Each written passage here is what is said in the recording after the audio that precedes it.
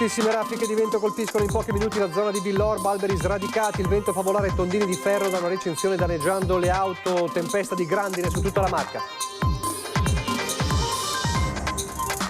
Electrolux annuncia un piano shock di tagli che vedrà il licenziamento di 1700 persone negli stabilimenti italiani, forte preoccupazione su Zegana e Porcia. Telecamera al setaccio per risalire i banditi che si sono introdotti nella villa di Selvane, immobilizzando gli anziani proprietari e ingaggiando una colluttazione con la figlia. Episodio che preoccupa, dice il sindaco Conte, che ha chiesto un incontro urgente al prefetto per rafforzare i controlli, ma il problema, ribadisce, sta nella mancata certezza della pena. Circoli sportivi, negozi e ristoranti razziati in 2 mesi tra Mogliano e Preganzio, ladro seriale denunciato dai carabinieri, in passato altri furti simili. Scatta la preparazione per la DJ10 che si corre domenica, da mercoledì chiuso il parcheggio del Pattinodromo, il sindaco chiede pazienza per i disagi, in arrivo oltre 15.000 persone. Chiesa gremita ad Asolo per il funerale di Giuseppe Zanon, l'alpino morto lunedì mentre stava riparando il tetto della bocciofila parrocchiale. Giornata nazionale degli alpini, Media Nord-Est si conferma il network delle penne nere, la diretta non stop dello sfilamento tiene incollati oltre 1.300.000 spettatori e Antena 3 supera i 700.000. Una 3 giorni che Antena 3 ha raccontato senza sosta con i nostri inviati a Genova, riviviamo con loro le emozioni alpine stasera a Ring. Telespettatori di Antena 3, buonasera e ben ritrovati. Questi titoli del telegiornale di Treviso. Prima dobbiamo per forza di cose aprire con il maltempo che dal pomeriggio ha colpito tutta la Marca trevigiana, un po' a macchia di leopardo, una tempesta di grandine che continua anche in queste ore. Molta grandine con campi devastati, pioggia, ma tutto era iniziato con le fortissime raffiche di vento che hanno colpito in pochi minuti Villorba.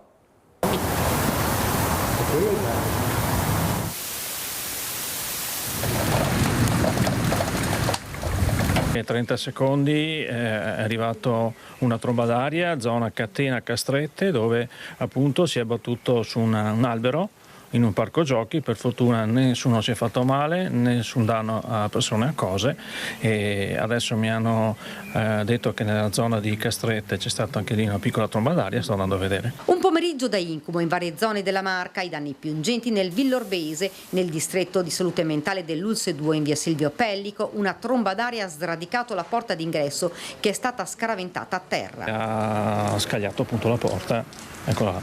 Certo che per togliere una porta, voglio dire, vedete che è abbastanza forte. 30 secondi di una vera tromba d'aria. Non solo, ma 4 mezzi in dotazione dell'Ulse 2 sono stati letteralmente bersagliati da pezzi di metallo e ferro che sono volati a causa del forte vento, finendo contro le vetture, mandando in pezzo vetri e danneggiando le carrozzerie.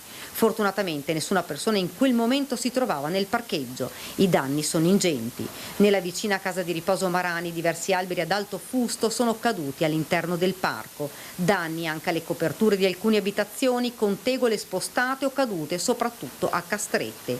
In via Boccia del 24 un albero è caduto in un parco pubblico e sono dovuti intervenire i vigili del fuoco per rimuoverlo. Un grosso pino ha rischiato di finire sopra delle vetture. E mia mamma è venuta dalla finestra della cucina e ha detto che era caduto il pino, anche perché mia sorella era andata per spostare la macchina giusta in tempo e l'albero è caduto. Le forti raffiche hanno portato via alcuni tendaggi di aziende nella zona industriale, anche un gazebo è volato finendo contro la parete di una ditta, mentre diversi rami si sono staccati dagli alberi e sono finiti sulle strade. Numerose le chiamate ai vigili del fuoco che sono intervenuti in diverse zone, maltempo che ha colpito tutta la Marca con pioggia intensa, vento e grandinate in varie località. Colpiti soprattutto i territori di Montebelluna, Signoressa, Drevignano, Paese. A San Biagio una quindicina di minuti di tempesta ha imbiancato il territorio. A Silea e Salgareda campi agricoli devastati, agricoltori disperati, maltempo che in un pomeriggio ha distrutto molte coltivazioni. Vi faccio vedere anche questa immagine che viene dalla pagina Facebook dell'ex assessore alla protezione civile Giampaolo Bottacin. Altre immagini di grandine, queste sono reti di raccolta del grandine, come vedete queste sono a San Biagio di Callalta, altro territorio fortemente colpito. La massa della grandine è evidente. Altre, restando su quanto accaduto a Villorba, il sindaco Francesco Soligo, per coordinare le operazioni di monitoraggio e intervento sul territorio, ha disposto in queste ore l'apertura del COC, il Centro Operativo Comunale di Protezione Civile. Dopo un sopralluogo nelle aree colpite, il primo cittadino ha deciso la chiusura del parco di via Boccia del 24 a Catena, dove abbiamo visto nel servizio un pino è crollato all'interno dell'area verde. Il parco resterà chiuso fino al completamento delle operazioni di rimozione dell'albero. Alcune piante sono cadute anche in proprietà private nella località di Castrette. Segnalati inoltre danneggiamenti alle coperture di alcuni edifici produttivi nella zona industriale e il maltempo sta continuando. Per quanto riguarda Treviso, altre immagini, Treviso città, quindi capoluogo. 4 squadre della protezione civile fa sapere il comune, vediamo queste immagini, impegnate sul territorio comunale, interventi in via Zanella e via del Pozzetto per, come vedete, accumuli di acqua. Queste immagini arrivano da Casugana, quindi l'intervento anche a Treviso per il maltempo che, come dicevamo, sta continuando e sta iniziando anche la conta dei danni, soprattutto nei campi devastati dalla grandine. C'è un'altra tempesta, però una tempesta che riguarda il lavoro, perché Electrolux oggi ha annunciato il taglio del 40% della forza lavoro in Italia, compresi gli stabilimenti di Susegana e Porcia, 1700 licenziamenti. Un annuncio shock della multinazionale svedese, i sindacati proclamano 8 ore di sciopero. Ci hanno dichiarato 1700 esuberi su 4500 dipendenti. È veramente una doccia ghiacciata. Chiusura dello stabilimento di Cerreto d'Esi in provincia di Ancona, che occupa 170 dipendenti, e una drastica riduzione del personale negli altri siti italiani, compreso quello di Susegana.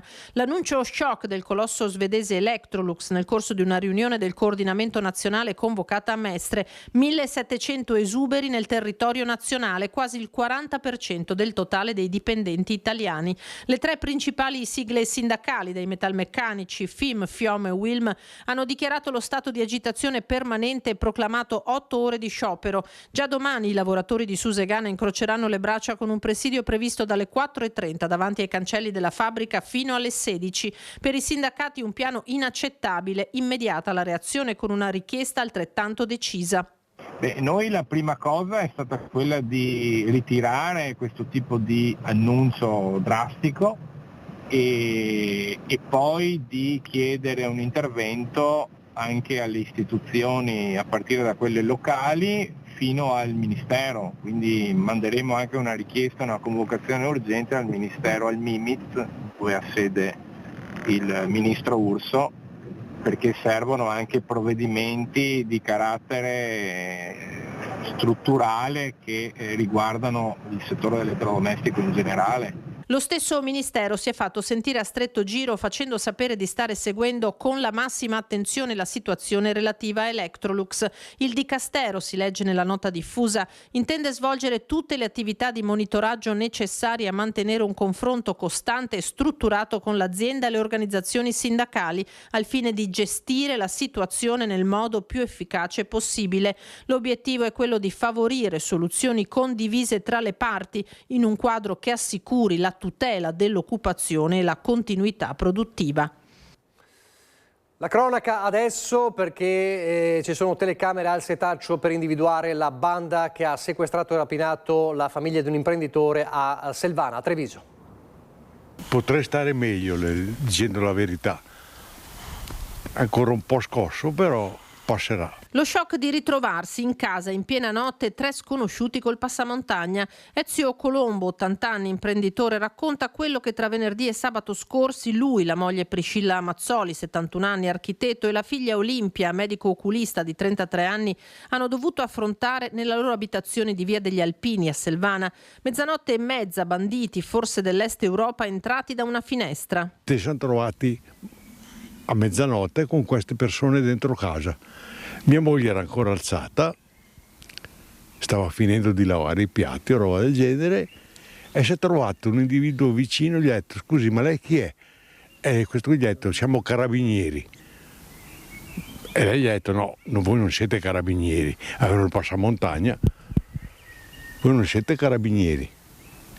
E gli ha lanciato contro una sedia, dopodiché è stata presa e immobilizzata. Il cane di casa è stato chiuso in bagno perché non abbaiasse. Colombo era al piano di sopra e da lì ha sentito le grida della moglie. Io ero a letto, ho avuto una di queste persone sempre attaccata a me, non voleva lasciarmi muovere, non voleva che lasciassi niente. E dopo ho cominciato a rovistare dappertutto, cercavano le casseforti e non le hanno trovate perché erano vuote, in quanto avevamo già avuto un furto un paio d'anni fa e non sono più state ripristinate perché erano state aperte col flessibile. Stai tranquillo, non ti succede niente, continuava a ripetergli il bandito, essendo l'anziano cardiopatico. Ma i primi a essere agitati, racconta lo stesso Colombo, erano proprio i rapinatori, gente che di quella casa sapeva fin troppo, era al corrente anche dell'esistenza di una seconda cassaforte.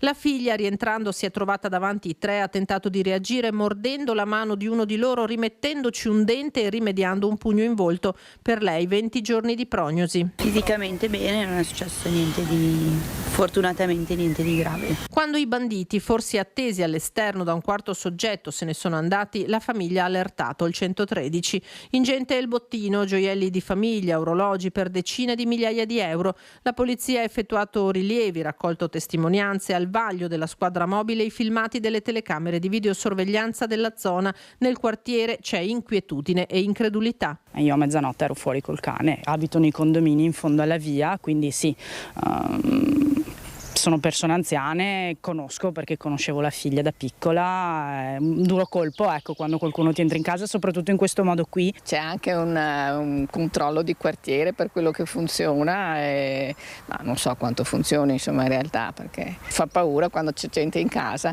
e che quindi possono essere intanto il trauma psicologico e il rischio magari invece anche di essere pestati o di essere, quindi è una cosa che non può lasciare indifferenti, ecco. Più di mettere l'allarme, chiudere bene la casa, non lo so, fidarsi meno. Un colpo proprio a Treviso, un colpo violento proprio a Treviso, la preoccupazione del sindaco Mario Conte che ha chiesto un incontro urgente al prefetto. Sono episodi che lasciano davvero l'amaro in bocca, lasciano molta preoccupazione, paura, perché viene tolta la serenità ai cittadini all'interno delle loro case. Proprio alla luce di quanto è successo, questa mattina mi sono sentito col prefetto, ho chiesto un appuntamento urgente per quanto è successo a Selvana, per quanto è successo a San Zeno. Insomma, è fondamentale rafforzare i controlli nel nostro territorio. Se serve a più mani scriveremo anche al Ministero proprio per chiedere di rafforzare gli organici delle forze dell'ordine. Amareggiato e solidale con le vittime di un episodio di violenza che lascia paura e sconcerto. Il sindaco è altrettanto fermo nel chiedere un incontro col prefetto, aumenti dei presidi delle forze dell'ordine, ma soprattutto torna a ribadire che la certezza della pena è l'unico deterrente possibile per questi delinquenti. Dobbiamo reagire in modo forte a queste situazioni perché sono assolutamente inaccettabili, intollerabili, gravissime. E dopodiché io torno sempre sul tema della certezza della pena. Evidentemente se questi delinquenti scelgono il paese Italia per delinquere è perché sono consapevoli che le conseguenze per loro non sono poi così gravi. Si sfoga a più riprese il primo cittadino, evidentemente al limite. È una questione che va assolutamente risolta con leggi severe e con la certezza della pena. Cioè chi delinque in Italia deve avere la certezza che marcirà in galera e così purtroppo oggi non è e queste sono le conseguenze. Torna anche sull'episodio avvenuto domenica in zona Chiesa Votiva, dove 2 nigeriani si sono scontrati a colpi di cacciavite, provocando un ferito. È impossibile presidiare in contemporanea ogni minuto della giornata, ogni angolo della città. È altrettanto vero che i responsabili di questi episodi, italiani o stranieri che siano, devono capire che si trovano sul posto sbagliato. Proprio nel quartiere della Chiesa Votiva i cittadini si sono mobilitati per passeggiate serali di riappropriazione degli spazi, iniziativa che il sindaco sostiene e incoraggia. Spero che iniziative come queste, che hanno questo obiettivo, quello di riappropriarsi dei luoghi, vengano prese come ispirazione e anche incrementate. Io sono a disposizione sia per fare allenamenti, sia per fare chiacchierate, sia per fare passeggiate, purché usciamo di casa e non ci facciamo fermare dalla paura. E poi c'è la denuncia con tanto di foto su Facebook dell'ex concorrente del Grande Fratello Mauro Marin, che ha raccontato e ha denunciato poi ai carabinieri di essere stato aggredito e picchiato in stazione a Treviso. La denuncia è il post con le foto che vediamo con le ferite riportate nell'aggressione. Il fatto è accaduto nella tarda serata di sabato, come raccontato dallo stesso Marin. Nella denuncia ai militari, l'ex Grande Fratello aveva chiesto una sigaretta a 2 cittadini magrebini che per tutta risposta, stando alla denuncia, lo hanno aggredito colpendolo con una bottiglia e una cinghia. Per lui 5 giorni di prognosi in ospedale, il referto del pronto soccorso. Un ladro seriale che già in passato aveva compiuto diversi furti e che è tornato a compiere altri furti, soprattutto tra Mogliano e Preganziola, è stato nuovamente identificato e denunciato. Circoli sportivi, negozi, ristoranti, furti messi a segno senza una logica, ma tutti tra Preganziola e Mogliano Veneto. Poi il cerchio si è stretto attorno al responsabile e i carabinieri l'hanno individuato. Ora il 29enne di origine brasiliana, già noto alle forze dell'ordine, è denunciato a piede libero. Nel periodo tra aprile e maggio ha messo a segno una serie di colpi in danno di polisportive, soprattutto nel comune di Preganziola e di Mogliano. Si è arrivati a lui grazie all'esame delle videosorveglianze comunali e private, quindi che avevano ritratto un po' il giovane che si aggirava nelle zone immediatamente prima e dopo aver commesso i colpi.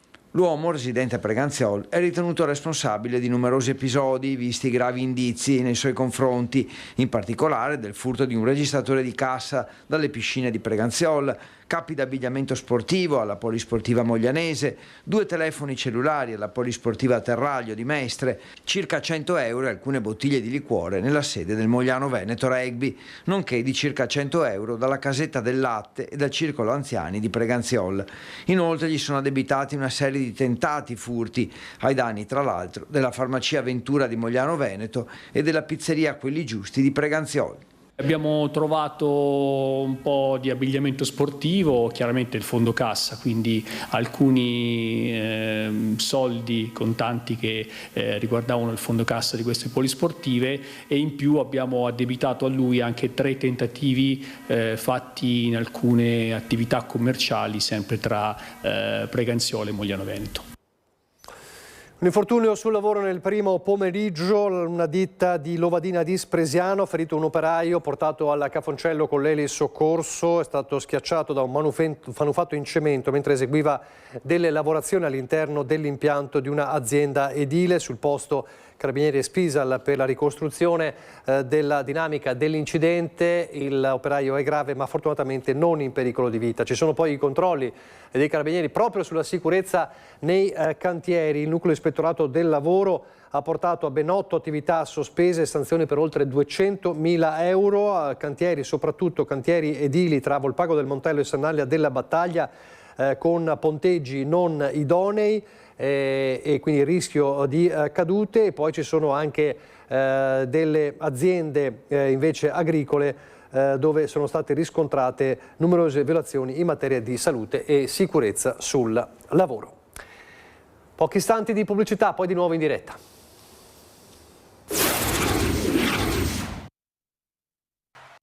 Di nuovo in diretta con la telegiornale di Treviso e proprio in città con la conclusione del cantiere delle infrastrutture fognarie per Città Giardino, inaugurato con l'avvio del sollevatore. Andiamo ad accendere. Così.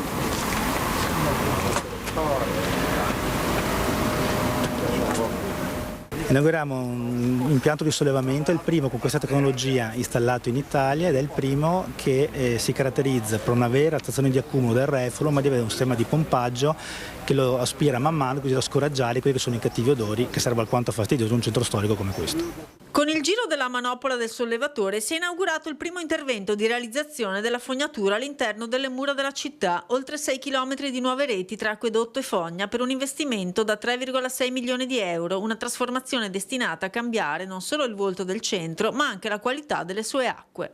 Abbiamo dei dati in netto miglioramento perché il 62% di allacciati, quindi di persone già allacciate alla fognatura rispetto a numeri che erano sotto il 30 dell'inizio dello scorso mandato. Hanno chiaramente migliorato perché le IMOF non erano più gestibili come erano gestibili, spesso si scaricava sul SIL e sui effluenti, e quindi sono nettamente migliorati i parametri chimico-fisici del fiume, e miglioreranno ancora nel corso dei prossimi anni. Un investimento globale che coinvolge tutti i quartieri della città, con fine cantieri previsti nel 2030 per un investimento complessivo di oltre 34 milioni di euro. Un'opera mastodontica ma necessaria per dare migliore qualità alla città e che ha coinvolto Comune e Alto Trevigiano Servizi in una sinergia costante per passare dal 30% di persone collegate al depuratore di Sant'Antonino all'attuale 62%. Questi numeri si ottengono solo se c'è una sinergia con l'amministrazione comunale, con l'impresa, con i progettisti, con tutto il nostro staff della nostra società. E i complimenti vanno all'amministrazione comunale perché ha accettato una sfida non semplice, che è quella di intervenire su luoghi peraltro anche abbastanza difficili da intervenire, e hanno creato inevitabilmente qualche piccolo disagio, che però disagi sono stati contenuti. Dal 2027 si lavorerà anche a fognatura e nuovo acquedotto nel quadrante est, da Porta San Tommaso a Carlo Alberto. L'obiettivo è arrivare a raggiungere l'80% dei cittadini residenti. Un investimento iniziato anni fa, destinato a continuare. Oggi apriamo il primo tratto di rete fognaria del centro storico di Treviso, attualmente sprovvisto, e grazie a interventi che ci attendono nei prossimi anni contiamo di servire quasi l'80% della popolazione residente. Restiamo in città, sta per arrivare la DJ10 nel weekend. Come cambia la viabilità lo vediamo. DJ10, tutto pronto. Torna domenica prossima la manifestazione podistica organizzata dalla radio più famosa d'Italia, e scattano i primi provvedimenti legati alla viabilità. Da mercoledì chiude il parcheggio del Pattinodromo, da sabato sarà vietata la sosta in alcuni tratti di Viale Nino Bixio e Piazzale Burchiellati, da domenica divieti di sosta saranno ulteriormente estesi alle parti della città interessata alla corsa, quindi attenzione soprattutto a chi parcheggia lungo il PUT. Anche quest'anno sarà possibile raggiungere il luogo della partenza Viale Vittorio Veneto con il servizio navetta. Con parco e bus sarà possibile lasciare l'auto in uno dei due grandi parcheggi scambiatori, Sant'Artemio e Mercato Ortofrutticolo, e come sempre ci saranno i critici e gli scontenti dei disagi causati, di cui il sindaco è ben conscio. Se c'è stato e per i disagi che ovviamente ci saranno, sono il primo a scusarmi. È altrettanto vero che ci stiamo preparando per una grande festa che farà parlare di Treviso in modo importante a livello nazionale, quindi mi scuso per i disagi, mi sto allenando perché non voglio sfigurare accanto a Linus, però voglio dire, adesso sono molto concentrato sui cantieri, la sera un qualche chilometro riesco a farlo, quindi non sono poi così in forma, ma ce la farò domenica. Uno dei problemi è proprio il DJ Village, che come lo scorso anno avrà sede al Pattinodromo. Residenti ed utilizzatori dovranno trovare altre soluzioni per 5 giorni. Molti si sono già lamentati tra chi non ha visto i cartelli e chi non sapeva. In realtà il cartello con la chiusura del parcheggio è esposto da 15 giorni in tutte le entrate e uscite del parcheggio. Abbiamo fatto comunicati stampa, abbiamo utilizzato anche la vostra emittente per comunicare questo, l'abbiamo comunicato nei social 15 giorni prima la chiusura. Cercheremo di fare sempre di più. Ricordo che la settimana scorsa è partito anche un'azione di volantinaggio puntuale in tutto il percorso della DJ10 che avvisa i residenti di questo grande evento che fa parlare di Treviso a livello nazionale, all'insegna dello sport, della cultura, del divertimento, dei giovani, delle famiglie e anche di quegli anziani che magari in questa fase si sono sentiti un po' trascurati. Allora, per scusarmi, voglio anche invitarli a partecipare alla DJ10. A Villa d'Asolo adesso, a Villa d'Asolo dove c'è stato l'addio commosso a Giuseppe Zanon, l'alpino morto lunedì scorso mentre faceva volontariato. In tanti, tantissimi hanno voluto dare l'ultimo saluto a Giuseppe Zanoni, il volontario, l'alpino, l'amico, il tuttofare, l'uomo dal grande cuore scomparso lunedì scorso in un terribile incidente mentre stava riparando il tetto della bocciofila parrocchiale a Villa d'Asolo. Le penne nere schierate per rendergli omaggio e poi un paese intero che si è stretto attorno alla famiglia. Sulla bara bianca un tricolore di fiori e l'immancabile cappello alpino. E poi le magliette della sagra paesana di cui era l'anima.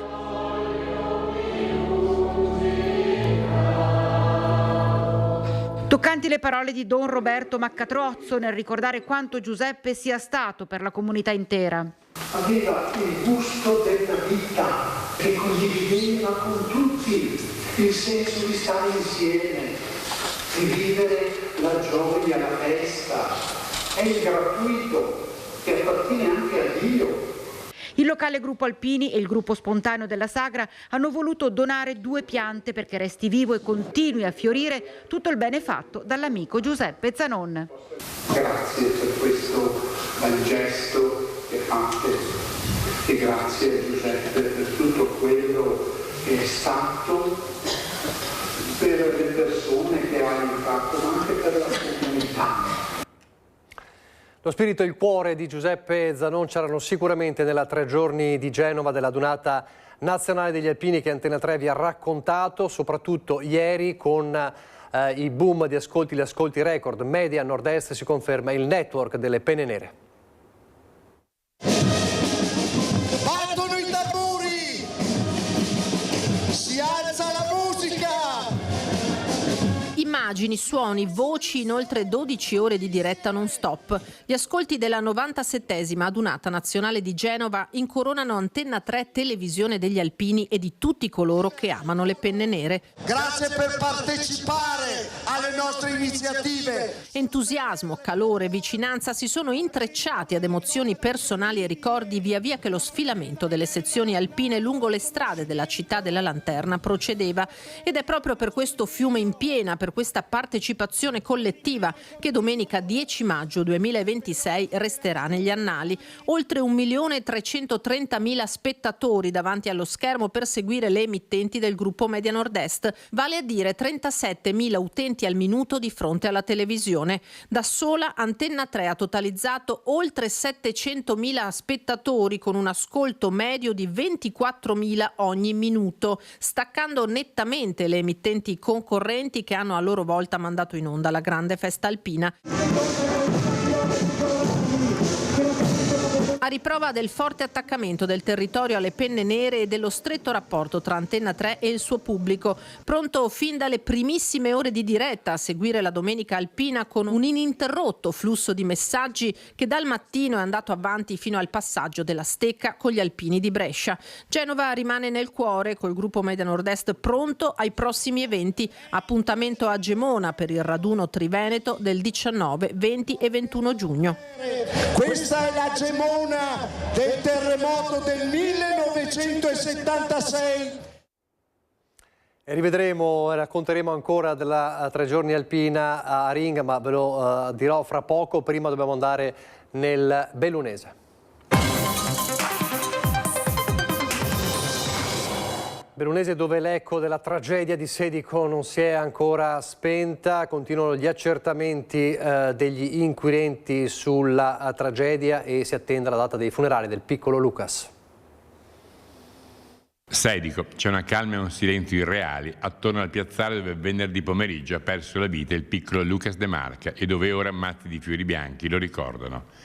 Il muletto che il padre Gabriele stava guidando e che lo ha ucciso è sempre nel piazzale dell'azienda di famiglia, posto sotto sequestro da magistratura e Spisal. Da ricostruire da parte della questura che si occupa delle indagini la dinamica. Lucas era vicino al muletto o era sopra ed è caduto? Il corpo del piccolo è custodito nell'obitorio del San Martino di Belluno, in attesa di capire se sarà ritenuta necessaria l'autopsia o se sarà considerato sufficiente quanto dichiarato dal medico che ne ha certificato la morte venerdì sera. Solo dopo potrà essere decisa la data per il suo funerale. Il padre dovrà essere risentito non appena le sue condizioni psicofisiche lo permetteranno. Ora lui, come la mamma Jennifer, la famiglia e anche i compagni di scuola sono assistiti dagli psicologi messi a disposizione dall'ULT 1 Dolomiti. Per Gabriele De Marca si prospetta come capo di imputazione l'omicidio colposo, con le aggravanti dovute al fatto che il bambino si trovava in un luogo dove non poteva stare. Verso le 17:30 il padre era andato a prenderlo al palaskating di Sedico, dopo la lezione di judo presso la società sportiva Duoshin Dojo e prima di tornare a casa per la cena erano passati alla De Marca Meccanica in via Cavalieri di Vittorio Veneto. Diverse le iniziative che si stanno pensando in sua memoria, tra le tante proprio una da parte della Duoshin Dojo che vorrebbe intitolargli una gara nazionale dello sport tanto amato dal piccolo Lucas. A Belluno adesso è stato un cantiere ed è un cantiere contestato, ricorderete il taglio degli alberi, parliamo di via Feltre, oggi c'è il nuovo atto. Via Feltre, nella prima parte, venendo dal centro, gli alberi non ci sono più. Il futuro degli altri è ora oggetto del parere di un giudice dopo il ricorso di Italia Nostra. Oggi intanto è stato dato il via al cantiere che cambierà il volto della strada da Piazzale Marconi fino a dove gli alberi sono stati abbattuti. Oggi è l'avvio del cantiere del progetto di via Feltre. Da oggi in poi proseguirà come era da progetto. Ricordo che è un progetto molto importante e sentito anche dalla cittadinanza di via Feltre, quindi i commercianti e gli abitanti di via Feltre sono anche espressi sui giornali e questo mi fa molto piacere. È un progetto che punta alla sicurezza dei pedoni e dei ciclisti di via Feltre, lo vogliamo rimarcare perché così è, sarà una via nuova con dei marciapiedi più ampi, abbiamo anche una ciclopedonale ampia per dare questa possibilità e questo progetto è stato creato anche trovando un compromesso ideale fra la metratura della strada che sicuramente è una strada che limita questo progetto. Tra le novità anche dei rallentatori per modificare il modo di percorrere la strada da parte degli automobilisti. Abbiamo 6 passaggi pedonali rialzati e quindi la percorrenza sarà di minor velocità e quindi renderemo una via bella e sicura e soprattutto quello che è stato l'oggetto del contendere il verde fino a dove sono stati così abbattuti gli alberi per poi ripiantumarli, andiamo avanti col cantiere. Il dubbio amletico riguarda il futuro. Il progetto, finanziato da un benefattore ormai non più anonimo, prevede l'abbattimento di tutti i tigli di via Feltre e se il Tribunale desse ragione ai ricorrenti e ulteriori abbattimenti fossero vietati? Io di questo per ora non ci penso perché il timore che hanno i cittadini ce l'ho anch'io e non vorrei mai che anche chi ha sostenuto questo grande progetto si tirasse indietro perché credo che con tutte le cose che abbiamo sentito in questo giorno anche questo è possibile. Mi auguro che non succeda mai perché allora abbiamo parlato tanto di via Feltre ma alla fine non riusciremo per alcune voci e anche idee dissonanti che per l'amor di Dio sono sempre apprezzate, però qui è un progetto che è stato valutato, è stato portato avanti con un criterio e rispettando tutte le norme che c'è vigenti per fare le opere pubbliche. Vi lascio al meteo, grazie per averci seguito, arrivederci.